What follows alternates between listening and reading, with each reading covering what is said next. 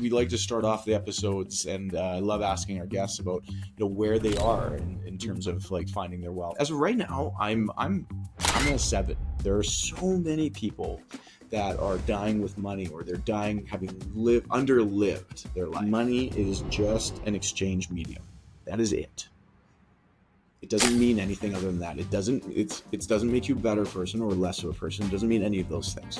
It is just an exchange of medium. We like to start off the episodes, and I love asking our guests about where they are in terms of like finding their wealth. As of right now, I'm at a 7. There are so many people that are dying with money, or they're dying having underlived their life. Money is just an exchange medium. That is it. It doesn't mean anything other than that. It doesn't make you a better person or less of a person. It doesn't mean any of those things. It is just an exchange of medium. Let's bring in Grant White, portfolio manager and investment advisor. Welcome to the Finding Your Wealth podcast. What this whole podcast is about is redefining the conversation around wealth. The whole thing is absolutely a bit of a tire fire, in my opinion. I don't like drama, and this stock is surrounded by drama.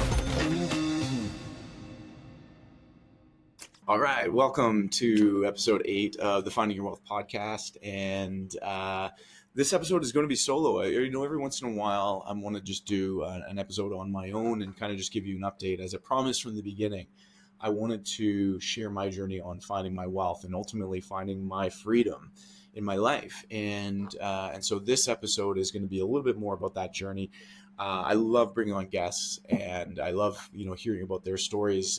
But I also want to be giving updates on my journey, and of course, like sharing like what I'm working on and things of that nature, in hopes that it will help other people out as well. And hopefully you can show yourself a little bit of compassion about whether or not you're there already, or whether or not you're still working on it. So I'll be honest, I'm still working on it. Again, we like to start off the episodes, and I love asking our guests about where they are in terms of like finding their wealth, like whether they're a 10 on 10, they have absolute freedom, they have absolute dominion over their time, or whether they're more like a 1 and they don't have any control over everything or anything for that matter. And so as of right now, I'm at a 7. I'm at a 7. I was at an 8, and I've come back down to a 7. I'm going to explain that in a few minutes, but it's probably a large part of it's related to the time of year. I just have less control over my weekends in particular. And I understand now how much I rely on that downtime, especially going through busy weeks and really working hard through the weeks and maximizing our time. So with the holidays just around the corner at the time of recording this, like Christmas is in just over a week, there's just lots of things on the go and lots of responsibilities, and they're all fun. Like, it's all really good stuff. But again, I'm finding that I just have less choice over how I spend my time. And anyway, so that's something that I'm being very mindful of in this. But I thought I'd go through. I also want to recap some of the conversations and some of the highlights that have come from. We're on episode 8 here, and so I've had 6 or 7 really great conversations with guests that have come on the podcast. And there's some things that I think really that have been more expected when I ask them about like finding their wealth and what true freedom really means to them. And some of those things would be like having a process. Like having a process and being intentional about what they want. I mean, though, especially for some of our guests that have been around and have experience, they developed that process probably over many years, and they've been intentional, and that's part of the reason they've got to where they are today. When not just from a career success standpoint, but also from a success in terms of being free in their life with their family and things like that. And so it's no secret, it's no surprise probably that having a good process and being organized around it, that plays a role. Being intentional, having an idea what freedom looks like, that was kind of a given. I would expect that from people that have achieved it. Family being important. We know that, being truly wealthy is not just about, financial success. We know that it's not just about getting that big career job that you want. It goes so much far beyond that. And so family was one that was consistent right through the board with everybody I talked to, and being intentional about their time, understanding what time really means. Again, not all of them had that necessarily right up front, but eventually when they do realize what's valuable to them in their lives, time, and how they spend that time. That is a common thread right through everybody that I've talked to on this podcast. And keep in mind, not everybody was like achieved this. Like, Josh Zapperzan, for example, he's a young guy, young entrepreneur, has done very well, but he's the first to admit he hasn't achieved like true freedom in his life yet. I mean, it's something he's working on. Mel Giller, she is a fantastic. She coaches people on helping them refine these things, but admits that her life isn't always like true freedom, and so on. And so it's all a journey in achieving that. But time, people understanding that time is valuable, that was a common thread right throughout. No matter whether it was Josh or Greg Hansen or whoever it is, they understood that. Now, some of the things that I actually think are way more interesting from the conversations, though, were the unexpected things that they brought up, the unexpected things that contributed to them feeling their life of freedom, their life of true wealth. So community stood out to me. And I think that one is so important because, well, it's so important to me. I mean, I don't think we're anybody without the community around them. I mean, there's no true self-made. Everybody is reliant on the community around them to achieve what they have. And I found that really interesting, especially from a number of guests on that, giving back to the community and being responsible for the community. Without that, it doesn't matter how they're spending their time. If they're not giving back to the community, then they weren't experiencing that life of true freedom, because part of living freedom for them was ensuring that others have that same opportunity. And they felt it was like a duty. They do feel it's like a duty. Philanthropy, that is a huge part of that as well, obviously, like giving back and making sure that others around them have the opportunity to achieve success like they have success in living that life of freedom.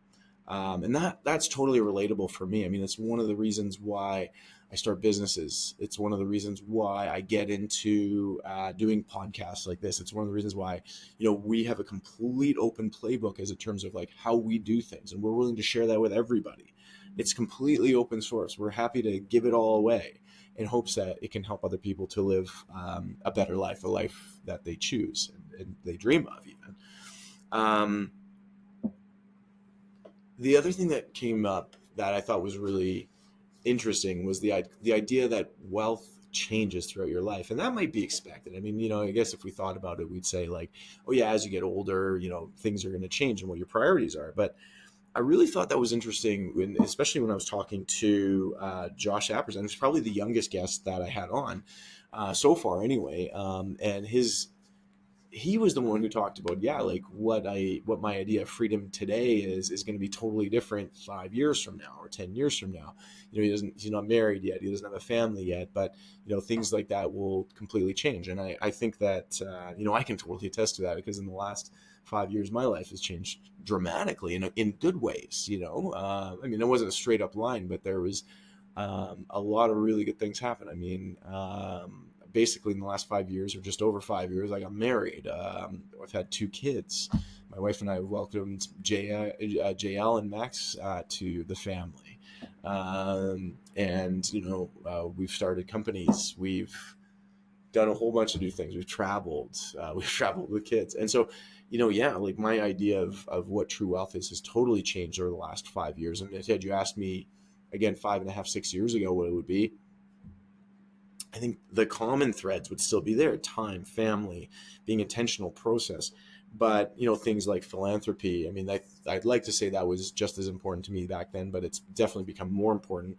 And that whole concept of like, who's important to you has obviously changed as well. And so anyway, I thought that was really interesting that especially Josh brought that up, and that he had the wherewithal to understand that this is going to change. Like, what's important to me today is not going to be the exact same priorities probably in 5 years from now, especially as he's building his companies and building a life and hopefully having a family one day.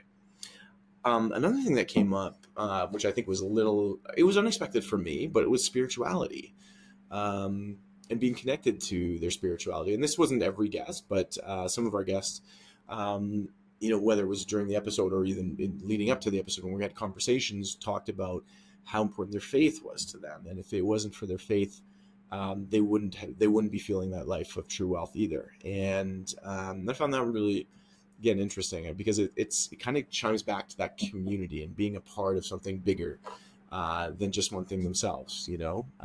So all things in, I mean, these conversations, I've been one inspired by them, and I've been so intrigued by them at the same time. I've been so interested in how people have come across and finding their wealth. I've been so interested in how they define that wealth. And probably the most, absolutely the most interesting part of that is the unexpected stuff. But I think that if I was to draw one major highlight from it all, it's not just like the individual accomplishments, it's like working together as a community and within the community and helping others in the community to achieve that is come through in every single episode that I've talked about, is helping others to achieve the same. And I think, I mean, this basically gets to like a very Simon Sinek like topic where he talks so much about community and how important that is to living a life basically that he would define as worth living.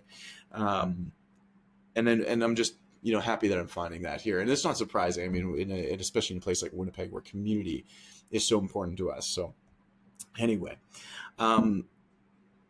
so that's what I'd say the early assessment is of the guests and the interactions I've had and the insights that have come out of this. Again, I do want to share also like my journey along the way here and what's going on. And you know, so recently I read this book called Die with Zero. Fascinating, great book.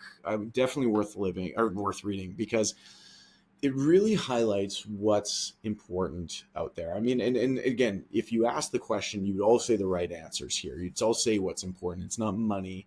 It's about the experience. It's about time. It's about family. It's about people. It's all those things. But this book gets into that in a much more deeper way. And the whole point of the book is to basically point out that there are so many people that are dying with money, or they're dying having underlived their life. And that's kind of the point. And like, they'd even go to as long as like, if you're dying with money, they're either saying you haven't lived enough or you even worked too hard during your life. You worked too much and you saved more money than you needed to. Now, again, these are broad statements that they make in the book. And they're very quick to say, it's like, it's a fine line. Obviously, you have to balance out because like you're obviously also protecting yourself from running out of money in your life so that you can still live that life. And so unless you know the day you're going to die, you're probably not going to get that equation just right. But the whole point of it is saying that it's like, what's the point? You have to put money in its correct place, which money is just an exchange medium. That is it. It doesn't mean anything other than that. It doesn't make you a better person or less of a person. It doesn't mean any of those things. It is just an exchange of a medium. And in fact, what it is good for is exchanging for time, giving you time back, and exchanging for experiences. That is what the best uses of money are. You know, it's not, you know, yes, exchange of goods and services. But again, if you really look at what it's really great at, how it enriches your lives, it gives you time back and it gives you experiences. That's what money is good for. And it reminded me of this great quote from anybody that watches Downton Abbey. Hopefully you remember this quote, but Mr. Carson, probably my favorite character, says that the business of life is the acquisition of memories. That's the business of life. So I can't state it better myself about like what finding your wealth is really all about at the end of the day. And so anyway, I've recently read this book, Die with Zero. There's a lot of great lessons in there. And one of my favorites is, and I shared this on my Instagram feeds a little while ago, but one of my favorites is they talk about the story that we all know about the grasshopper and the ant, right? And I'm not going to go through the whole story, but like the whole point is like the grasshopper and the ant have very different lives, right? During the summer, the grasshopper is busy out there playing and just enjoying life. Well, the ant is working and saving up food and preparing for the winter, right? So what of course happens is you get to the winter and the ant is very happy. He's got all the food and all that stuff. And the grasshopper is out in the cold because he hasn't done anything, hasn't prepared anything. And so he's asking the ant for help.